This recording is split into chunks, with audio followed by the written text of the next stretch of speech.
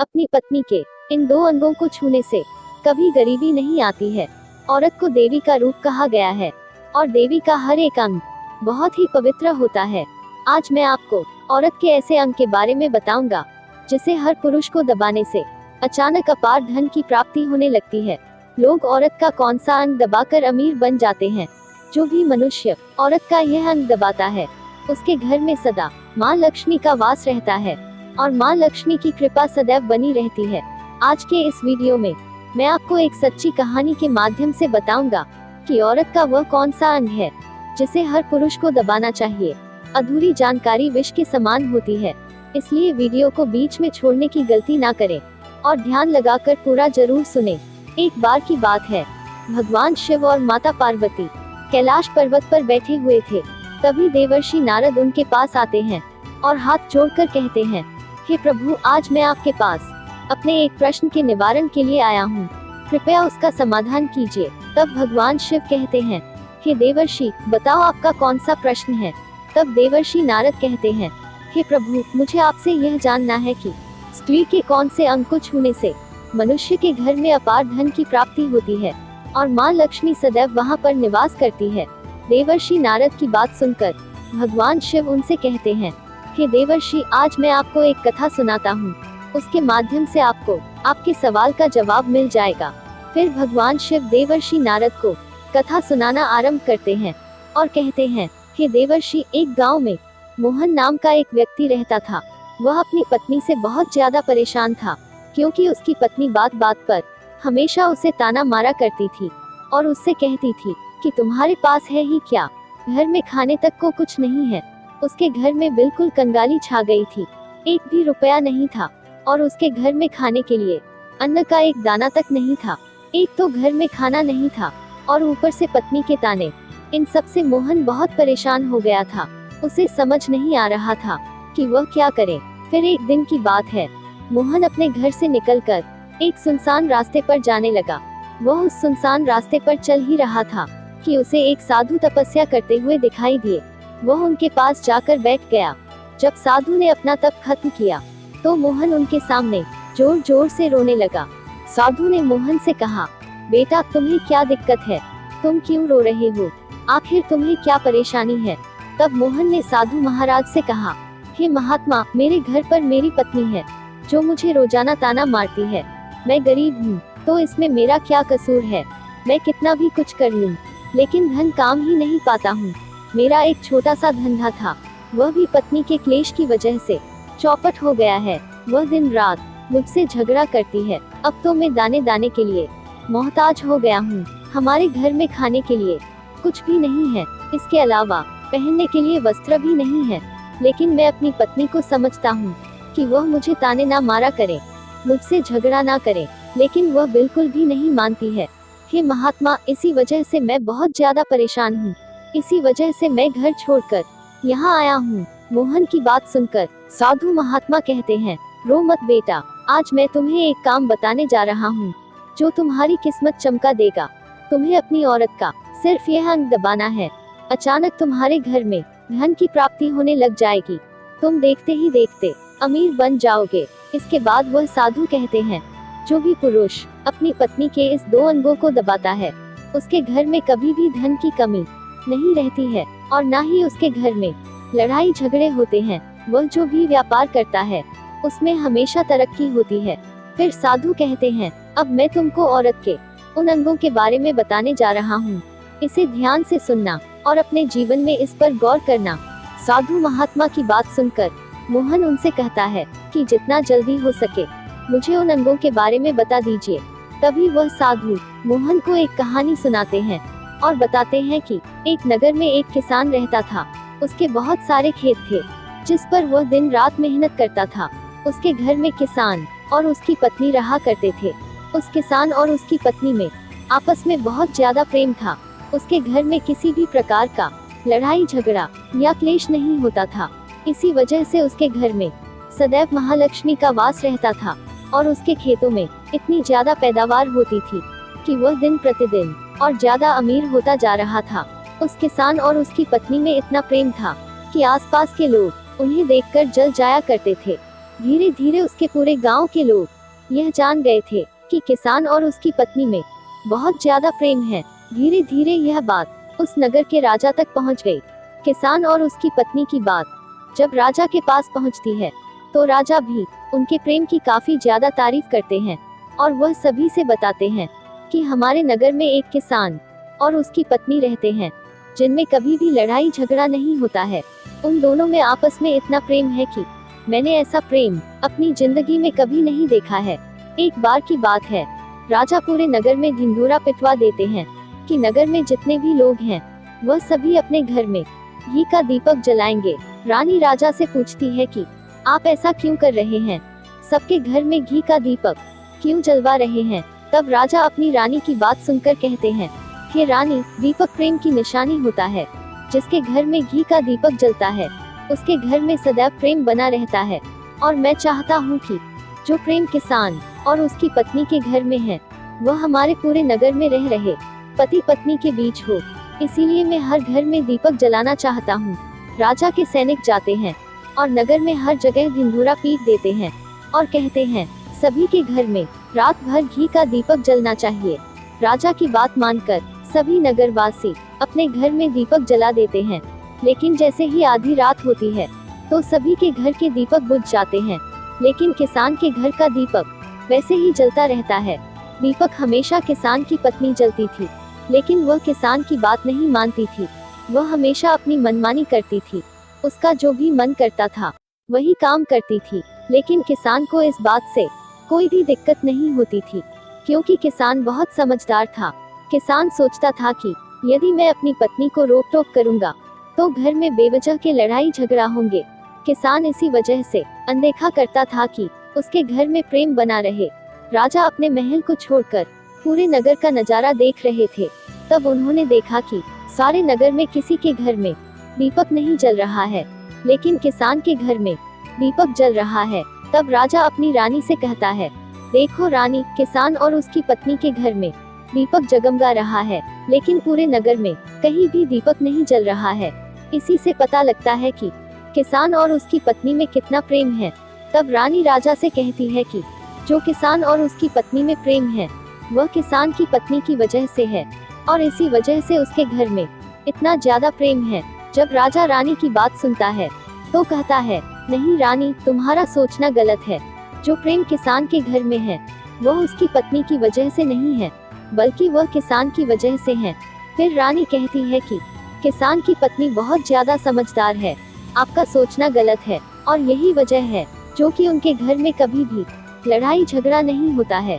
फिर राजा कहता है कि किसान समझदार है और रानी कहती है कि किसान की पत्नी समझदार है। इसी तरह से कुछ देर तक चलता रहा और इसी बात को लेकर राजा और रानी के बीच में काफी झगड़ा हो गया। इसके बाद रानी ने राजा की दाढ़ी उखाड़ ली और राजा ने रानी को उठाकर पटक दिया।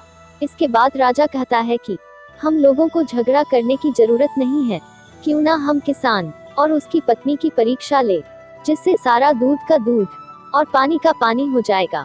लड़ाई करने के बाद इस बात पर राजा और रानी दोनों सहमत हो गए और दोनों की परीक्षा लेने के लिए तैयार हो जाते हैं। तब राजा अपने महल में जाता है और एक पुरुष सैनिक को बुलाता है।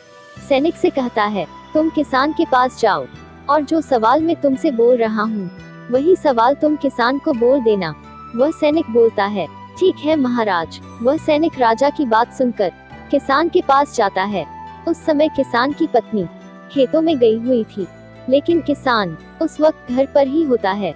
उसकी तबीयत ठीक नहीं थी, इसी वजह से वह खेतों पर नहीं गया था। उस समय वह सैनिक किसान के घर पहुंच जाता है और किसान से कहता है, मैं राज दरबार से आया हूँ, राजा साहब ने मुझे भेजा है। सैनिक की बात सुनकर किसान कहता है, बताएं मैं आपकी क्या सेवा कर सकता हूँ। आप बैठ जाइए, मैं आपके लिए पानी लेकर आता हूँ। तभी वहाँ सैनिक बोलता है, नहीं तुम कुछ भी मत लाओ, मैं राजा का सैनिक हूँ, बस आपके पास राजा का समाचार लेकर आया हूँ।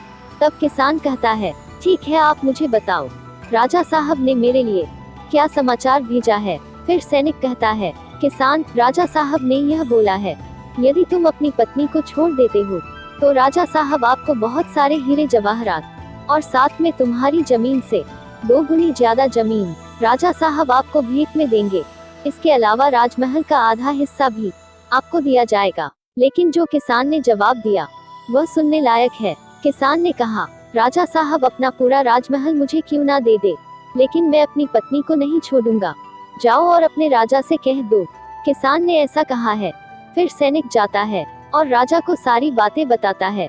उस समय रानी भी वहाँ पर सैनिक की बातें सुन रही थी। बातें सुनने के बाद रानी ने राजा से कहा, आपने किसान की तो परीक्षा ले ली, लेकिन किसान की पत्नी की परीक्षा नहीं ली। इस तरह से हम कैसे पता कर सकते हैं कि कौन समझदार है। इसके बाद रानी ने कहा, अब मैं भी किसान की पत्नी की परीक्षा लेना चाहती हूँ। जब दोनों की परीक्षा हो जाएगी तभी पता चलेगा कि कौन समझदार है। फिर रानी ने भी अपनी एक दासी को बुलाया और कहा कि मेरी बात किसान की पत्नी को बोलना, और याद रखना यह बात तभी बताना जब किसान वहाँ पर ना हो। दासी ने पूछा, रानी जी क्या बात बतानी है, वह तो बताओ। तब रानी ने दासी को सारी बात बता दी। दासी किसान के घर जाती है और उसके घर में आवाज लगती है तो उसके घर से किसान की पत्नी निकाल कर आती है और कहती है, बताओ क्या हुआ, क्यों ढिंढोरा पीट रही हो। तो दासी ने कहा, मैं राजमहल से आई हूँ और मुझे रानी ने भेजा है। तब किसान की पत्नी ने कहा, बताओ किस लिए आए हो।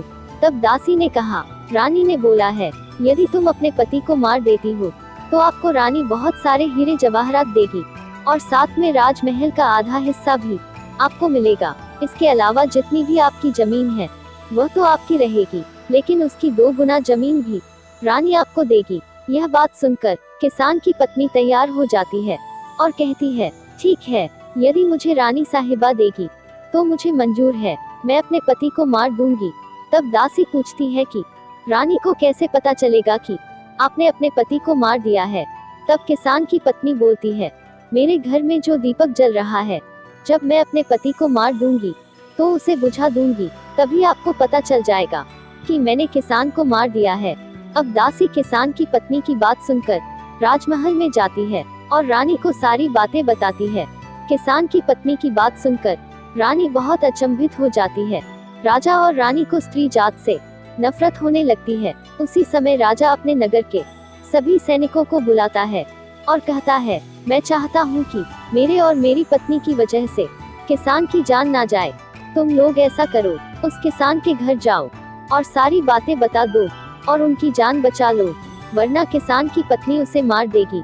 फिर सैनिक किसान के घर के लिए जाते हैं और सोचते हैं किसान की पत्नी किसान को रात में मारेगी और दीपक बुझाएगी। इससे पहले ही हम किसान के घर में पहुंच जाते हैं और किसान को बचा लेते हैं।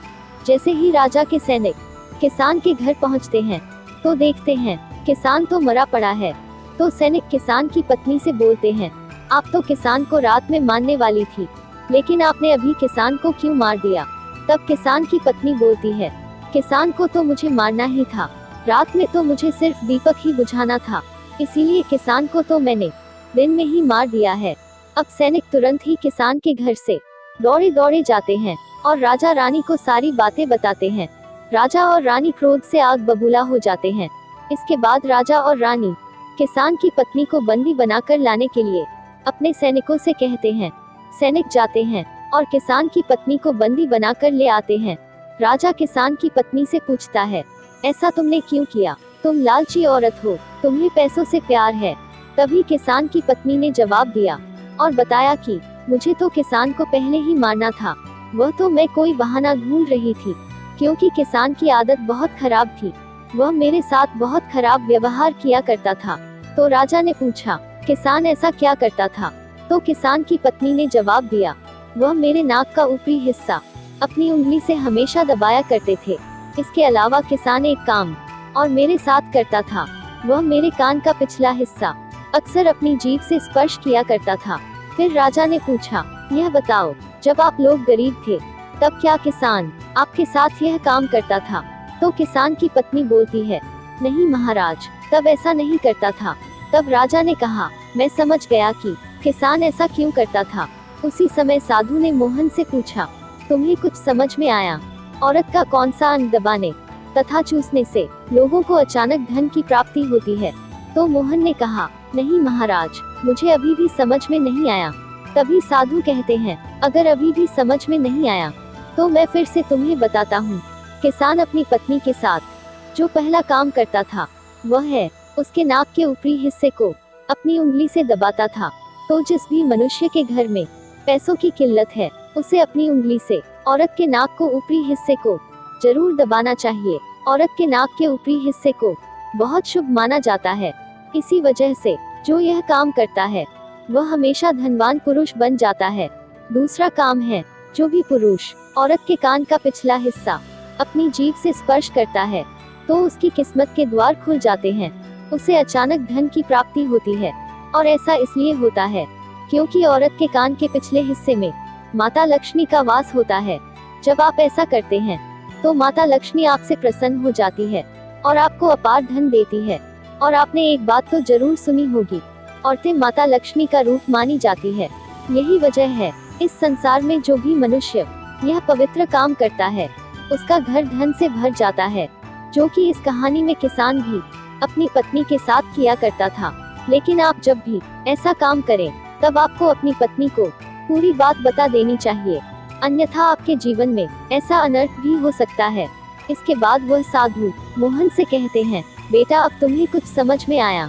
तब मोहन कहता है, हाँ महाराज, अब मुझे सब कुछ समझ में आ गया है। फिर भगवान शिव देवर्षि नारद से कहते हैं कि देवर्षि, क्या आपको आपके सवाल का जवाब मिल गया है?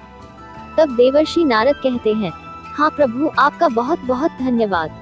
आज आपने मानव कल्याण के लिए बहुत ही अच्छा संदेश दिया है। दोस्तों, आपको यह कथा कैसी लगी? आप कमेंट बॉक्स में ओम नमः शिवाय लिखकर अवश्य बताएं। साथ ही वीडियो को लाइक और शेयर करें।